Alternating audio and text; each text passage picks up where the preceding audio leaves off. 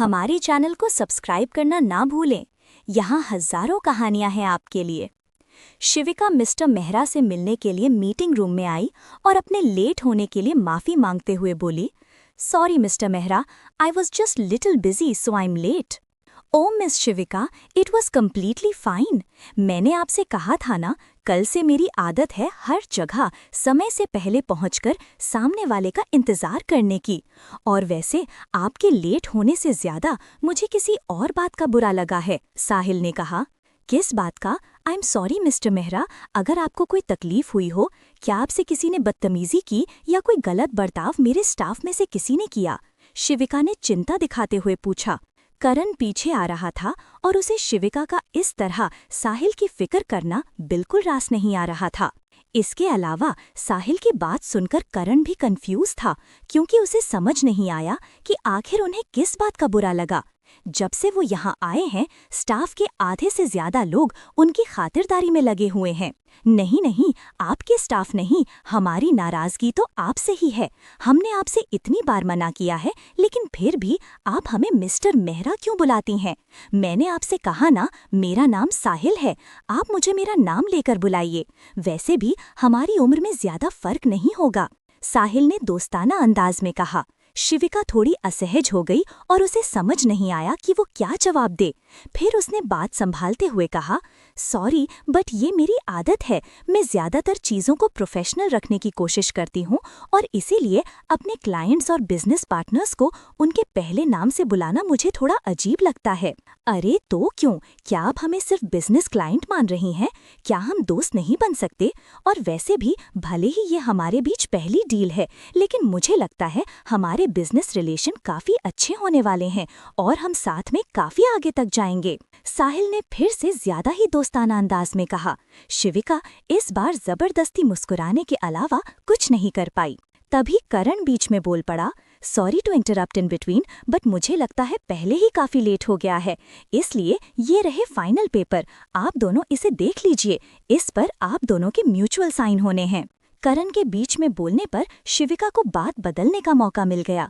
वो करण के हाथ से पेपर लेकर साहिल को देते हुए बोली, यस मिस्टर मेहरा, मैंने तो पढ़ लिया है, आप देख लीजिए, आपको ही साइन करना है। शिविका की बात पर साहिल ने शिकायती लहजे में कहा, अगेन मिस्टर मेहरा, रियली? ठीक है, मैं भी आपको मिस खन्ना बुलाऊंगा। साहिल को नाराज होते देख शिविका ने जल्दी से कहा, अरे नहीं नहीं साहिल, मैंने वो जानबूझकर नहीं बोला, मैंने कहा ना, ये मेरी आदत है, कोई बात नहीं, अब मैं ध्यान रखूंगी, बट आप पहले ये पढ़ लीजिए। मुझे पढ़ने की भी जरूरत नहीं है, मैं आप पर भरोसा करता हूँ, और वैसे भी ये डील तो पहले ही फाइनल हो चुकी है और इन पेपर पर साइन करना सिर्फ एक फॉर्मेलिटी है। साहिल ने शिविका के हाथ से पेपर लेते हुए कहा।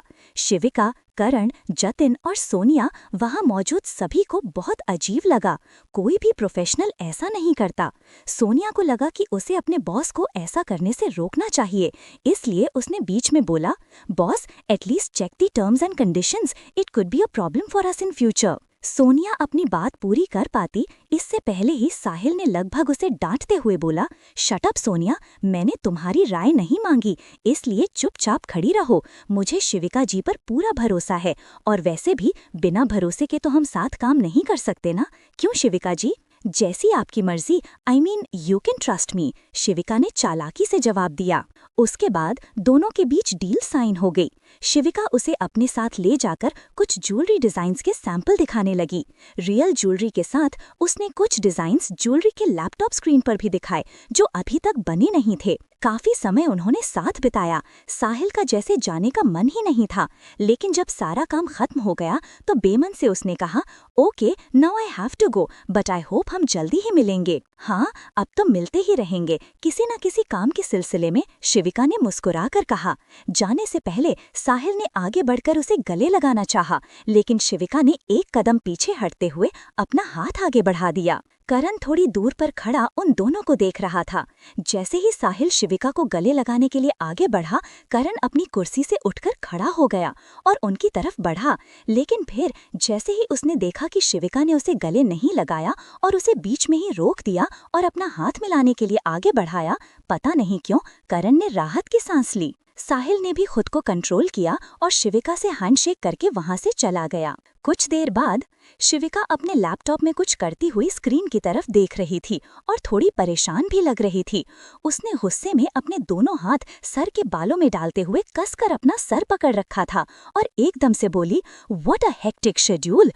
First I need to come down." उसी वक्त करण केबिन में आया और शिविका की बात सुनते हुए कहा, "रियली? मुझे तो लगा कि आप काफी एंजॉय कर रही थीं अपने नए फ्रेंड के साथ। वैसे एक सवाल पूछ सकता हूँ क्या?" करण, देखो, तुम्हारा कुछ पता नहीं चलता कि कब तुम सेक्रेटरी में रहते हो और कब फियांसे मोड में चले जाते हो। और वैसे भी ये ताना मारने से पहले तो नहीं पूछा तुमने मुझसे। शिविका पहले से ही थकी हुई और निराश थी, इसलिए वो करण की बातें नहीं सुनना चाहती थी। मैं कोई ताना नहीं मार रहा हूँ शिविका, लेकिन देखो वो मिस्टर मेहरा, क्या नाम है उसका, साहिल, हाँ, वो कुछ अजीब नहीं लगा तुम्हें? या फिर तुम्हारे सारे क्लाइंट तुम्हारे साथ इतने दोस्ताना होकर बात करते हैं और बिना पढ़े ही कॉन्ट्रैक्ट पेपर साइन कर देते हैं? सामने वाली कुर्सी पर बैठकर करण उसे समझाता हुआ बोला। उसकी बात पर शिविका सोचते हुए बोली, हाँ, मुझे भी ये बात अजीब तो लगी थी, लेकिन हम और क्या कर सकते हैं? अब कोई खुद ही पढ़ना नहीं चाहता, उसके कोई भी कारण हो, लेकिन हमारी तरफ से तो सब कुछ सही था ना? शिविका की बात पर करण मुंह बनाकर बोला, देखो, अब जो भी कह लो, मैंने पहले ही कहा था ना तुमसे कि बहुत ज्यादा अच्छे दिखने वाले लोग मुझे अच्छे नहीं लगते। और फिर तुम्हारा ये दोस्त साहिल तो कुछ ज्यादा ही अजीब है। मुझे ऐसा लगता है वो ये सब कुछ तुम्हें इम्प्रेस करने के लिए कर रहा है। करण की बात पर शिविका ने लापरवाही से कहा, Karan, I think now you are over thinking about it. ऐसा कुछ भी नहीं है, बट 1 मिनट, अगर ऐसा कुछ है भी तो क्या बुराई है? आखिर मैं खूबसूरत हूँ, सिंगल हूँ और सक्सेसफुल भी, तो लोग तो मुझे इम्प्रेस करेंगे ही। और वैसे भी मेरे लिए ये कोई पहली बार नहीं है। बाकी सब तो ठीक है, but what do you mean about single? Are we really single? और ये एंगेजमेंट रिंग क्यों पहनी हुई है तुमने अब तक अपनी उंगली में? और वैसे भी उसकी इस पर नजर नहीं गई क्या? करण ने थोड़े गुस्से से शिविका का हाथ पकड़कर कहा। ओहो, रिलैक्स रिलैक्स करण, हमारी इस बारे में बात हो गई है ना। और वैसे भी तुम भी तो पहले से ही किसी के साथ हो ना। और वो अलग बात है कि तुमने मुझे ये बात नहीं बताई, लेकिन फिर भी मुझे पता चल गई। शिविका ने एकदम से ये बात कही। उसकी ये बात सुनकर करण एकदम कंफ्यूज हो गया, क्योंकि उसे समझ नहीं आया कि शिविका किसके बारे में बात कर रही है और भला वो किसके साथ है। क्या कुछ भी बोल रही हो? खुद को डिफेंड करने के लिए कुछ नहीं मिल रहा तो मुझ पर झूठा इल्जाम लगाओगी क्या? और मैंने पहले भी कहा था, मैं ऐसा इंसान नहीं हूँ शिविका कि तुम्हारे साथ सगाई करने के बाद भी किसी और पर ट्राई करूँ। मेरे लिए किसी भी रिलेशन के मायने होते हैं और मैं ऐसे ही किसी भी रिश्ते को धोखा नहीं दे सकता। करण एकदम सीरियस होकर जवाब दिया। शिविका उसकी बात सुनते हुए उसकी तरफ देखने लगी। उसके चेहरे पर नजर आ रही मजबूती उसे साफ नजर आ रही थी। वो जैसे कहीं खो सी गई। वो समझ पा रही थी कि करण झूठ नहीं बोल रहा। तो फिर उस दिन उसने करण को एक लड़की के साथ जाते हुए देखा था, वो कौन थी? शिविका को लगा कि ये सही मौका है और उसे करण से इस बारे में पूछ ही लेना चाहिए। अच्छा, तो तुम्हारे हिसाब से हमारा रिश्ता क्या है इस वक्त? बताओ जरा मुझे।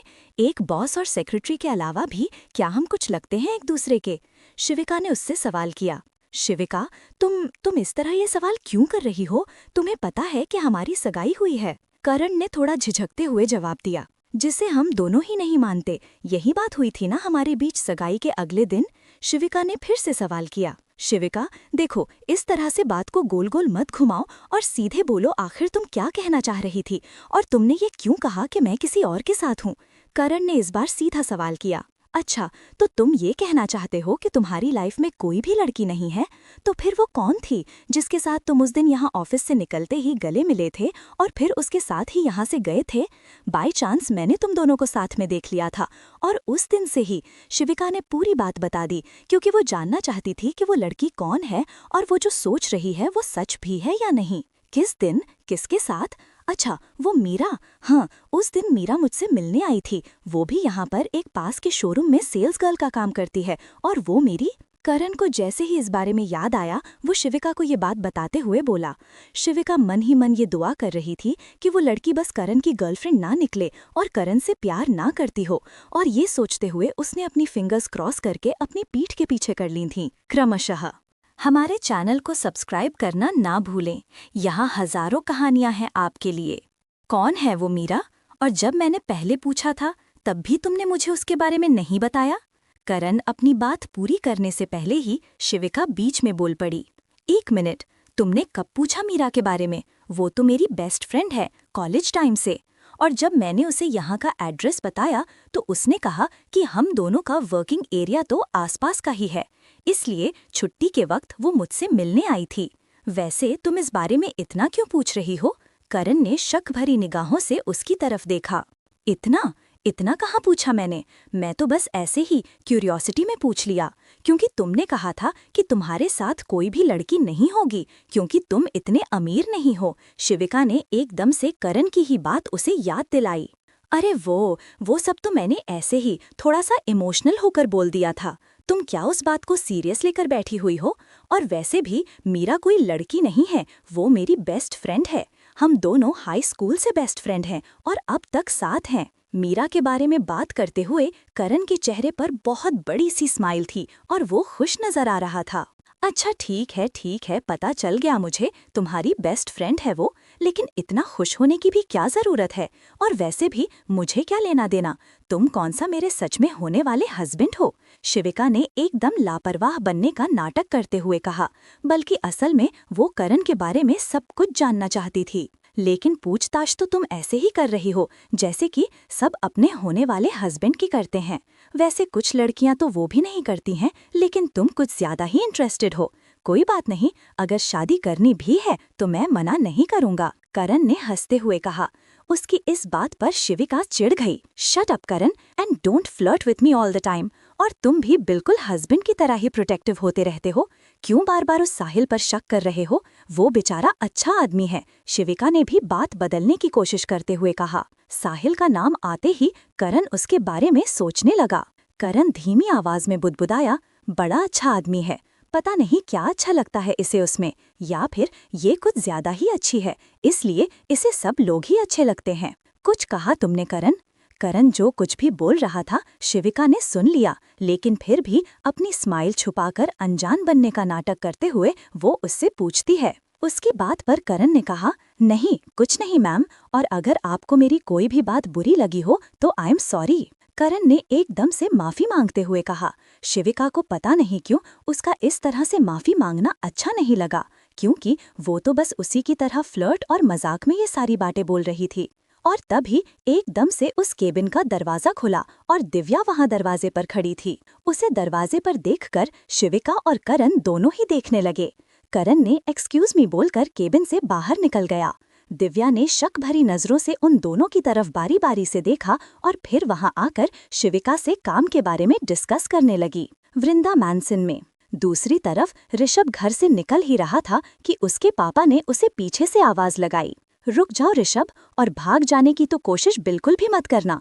और कब तक ऐसे भागते रहोगे मुझसे, हम सब से, और सबसे ज्यादा तो खुद से? कभी न कभी तो सब चीजों का सामना करना ही पड़ता है, तो फिर आज क्यों नहीं? डैड प्लीज, क्यों आप इस तरह रोज रोज मुझे कुछ न कुछ बातें सुनाते रहते हैं? अगर आपको लेक्चर देना इतना ही पसंद है तो किसी कॉलेज में प्रोफेसर बन जाइए। 1 मिनट, मेरे कॉलेज में ही बन जाइए, ऋषभ ने एकदम ही फ्रस्ट्रेटेड होते हुए कहा। अपनी बकवास बंद करो ऋषभ और चुपचाप यहाँ पर आओ। और वैसे भी तुम्हारे कॉलेज में प्रोफेसर बंद करो, मुझे अपनी नाक नहीं कटवानी है, क्योंकि मेरा खुद का बेटा पिछले 2 साल से फाइनल ईयर में ही फेल हो रहा है।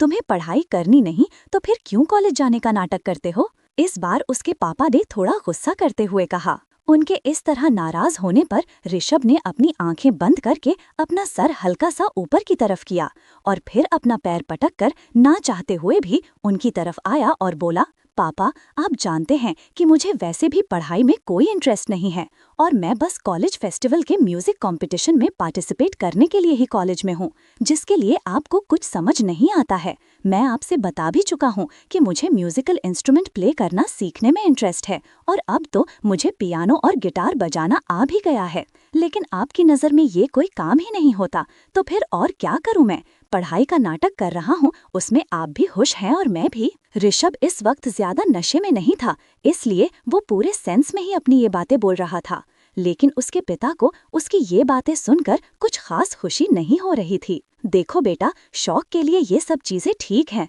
लेकिन इनसे जिंदगी नहीं कटती और ना ही घर चलते हैं। इसलिए चुपचाप जाकर अपनी बहन के साथ कंपनी ज्वाइन करो। अपनी ही कंपनी में काम करने के लिए तुम्हारे पास ग्रेजुएशन डिग्री होना भी जरूरी नहीं है। बस किसी न किसी छोटी पोस्ट से शुरू कर लेना, और बाकी तुम्हारी बहन तो तुम्हें वैसे भी इतना सपोर्ट करती है। ऋषभ तंजिया लहजे में मुस्कुराते हुए बोला, उस बात से भी तो आपको परेशानी है ना पापा, but I am damn sure मैं ऑफिस तो नहीं ज्वाइन करने वाला, और वैसे भी दी सब कुछ संभाल तो रही है वहाँ, फिर मेरी क्या जरूरत है। हाँ, तुम्हारी बहन तुम्हें सपोर्ट करती है, लेकिन तुम्हें तो जरा भी सेल्फ रिस्पेक्ट नहीं है ना कि कभी तुम भी एक भाई की तरह उसके साथ खड़े रहो। तुम्हें इस बारे में पता भी है कि उसकी एंगेजमेंट हो गई है। करण के पापा ने एकदम गुस्से में कहा। ऋषभ ने एकदम हैरानी से सवाल किया, दी की एंगेजमेंट? लेकिन कब, किससे? डैड सीरियसली आप मेरे साथ ऐसा मजाक करेंगे क्या? इस बार ताना मारने की बारी मिस्टर खन्ना की है, और उन्होंने भी उसी तरह का तल्ख अंदाज में कहा, हाँ, तुम्हें तो ये भी मजाक लगेगा क्योंकि तुमने खुद ही अपनी जिंदगी को भी एक मजाक बनाकर रखा है, और मुझे पता था कि तुम्हें इस बारे में नहीं पता होगा। आखिर अपनी बहन के साथ भी तुम्हारा रिश्ता भी एक तरफा ही है। जितना वो तुम्हारे बारे में सोचती है, तुम्हारा ख्याल रखती है और मेरे खिलाफ जाकर भी तुम्हें सपोर्ट करती है, लेकिन तुम हो कि तुम्हें कभी उसकी लाइफ से कोई लेना देना नहीं रहता है। वो खुश है या दुखी, प्रॉब्लम्स में है, परेशानियों में, या फिर बिजनेस रिलेटेड कोई इशू या स्ट्रेस है, कभी भी तुमने जानने की कोशिश की है? तुम बहुत सेल्फिश हो ऋषभ, बहुत ज्यादा। पापा, मुझे जितना भी सुनाना है आप आराम से सुना लेना, बट प्लीज अभी ये बताइए कि आखिर आप लोगों ने मेरे बिना दी की एंगेजमेंट कैसे दे दी, और दी भी इसके लिए राजी हो गई। इसके अलावा लड़का कौन है, क्या करता है, कुछ भी पता किया आप लोगों ने, या फिर बस ऐसे ही? क्या करोगे तुम जानकर? और जो कोई भी है तुमसे तो लाख गुना बेहतर ही है। इसलिए पहले ठीक से खड़े रहना सीख लो, उसके बाद ही अपनी बहन के होने वाले हस्बैंड से मिलने की बात करना, क्योंकि तुम्हारे साथ मीटिंग करवाकर हम दोनों को ही अपनी इंसल्ट नहीं करवानी है। जब मेरा बेटा खुद ही किसी लायक नहीं है तो फिर मैं अपनी बेटी के लिए कैसे अच्छे लड़के की उम्मीद करूंगा? उसके पिता ने फिर से उसी तरह कड़वे शब्द बोले। ऋषभ को अपने पापा से और किसी भी तरह की बातों की उम्मीद भी नहीं है, क्योंकि वो दोनों जब भी बात करते हैं उनके बीच हमेशा बहस होती है, या फिर वो बोलते हैं और ऋषभ चुपचाप एक कान से सुनता है और दूसरे कान से निकाल देता है। एक तरह से वो बेशर्म और इन सब का यूज्ड टू हो गया है। उसे इन सारी चीजों की अच्छी तरह से आदत पड़ गई है, और वो अपने पापा की किसी भी बात को सीरियसली नहीं लेता और ना ही उनकी बातों का बुरा मानता है। लेकिन अभी उसके पापा ने शिविका को लेकर जो भी बात कही, उसे जाने के बाद उसे अब शिविका को लेकर थोड़ी फिक्र हो रही है। लेकिन अपने पापा से 2 बार पूछने के बाद उसे समझ आ गया कि उसके पापा तो उसे सीधी तरह से कुछ भी नहीं बताने वाले। इसलिए उसने इस बारे में शिविका से ही बात करने के बारे में सोचा। उसने सोचा कि वो शिविका को कॉल करके इस बारे में पूछेगा, लेकिन तभी उसे याद आया कि उसके पास तो मोबाइल फोन भी नहीं है। वो 3-4 दिन पहले ही गिरकर टूट गया था और शिविका ने उसे अपना दे दिया है। इसलिए वो सबसे पहले मोबाइल फोन लेने के लिए ही घर से बाहर निकल गया। पीछे से उसके पापा उस पर चिल्लाते रहे, लेकिन वो ना तो वहां पर रुका और ना ही उसने पीछे मुड़कर उनकी बातों का कोई भी जवाब दिया। ऋषभ वहां से बाहर निकला और जाकर अपनी कार में बैठ गया, और उसने ड्राइवर से किसी भी मोबाइल शोरूम लेकर चलने के लिए कहा। ड्राइवर ने ऋषभ से पूछा भी कि क्या उसे किसी स्पेसिफिक जगह पर जाना है, लेकिन ऋषभ ने कहा नहीं, उसे इन चीज़ों की इतनी कोई जानकारी नहीं है। इसलिए ड्राइवर को जो भी मोबाइल स्टोर पता हो वहां पर ही लेकर चले। उस ड्राइवर को ऑफिस के पास वाले एक बड़े से मोबाइल शोरूम के बारे में पता था, इसलिए बोला सबको वहां पर लेकर ही चला गया। कुछ ही देर में ड्राइवर ने उस शोरूम के गेट के बाहर अपनी कार रोकी। ऋषभ ने कार रुकते ही ड्राइवर से पूछा, पहुंच गए क्या हम? उसके इस बात के जवाब में ड्राइवर ने हाँ में अपना सिर हिलाया, तो ऋषभ ने उससे कार पार्किंग में लगाकर वहीं वेट करने के लिए कहा और खुद कार से उतरकर सीधा शोरूम के गेट की तरफ ही बढ़ने लगा। लेकिन तभी साइड से निकलकर जाते हुए किसी से टकरा गया। ऋषभ का पूरा ध्यान सामने शोरूम की तरफ था, इसलिए उसने साइड से निकलकर सीधे सड़क के किनारे चलते हुए उस लड़के पर ध्यान नहीं दिया। लेकिन ऋषभ से टकराकर वो लड़का पूरी तरह से लड़खड़ा गया और वो जमीन में गिरने ही वाला था कि तभी ऋषभ ने उसे पकड़ लिया और बोला, देखकर चला करो। ये काले चश्मे तुमने लगाए हुए हैं, इसलिए मुझे लगता है कि शायद तुम्हें नहीं दिखता है, क्योंकि मैं साइड में चल रहा था और तुम ही सामने से एकदम तेज स्पीड में आए।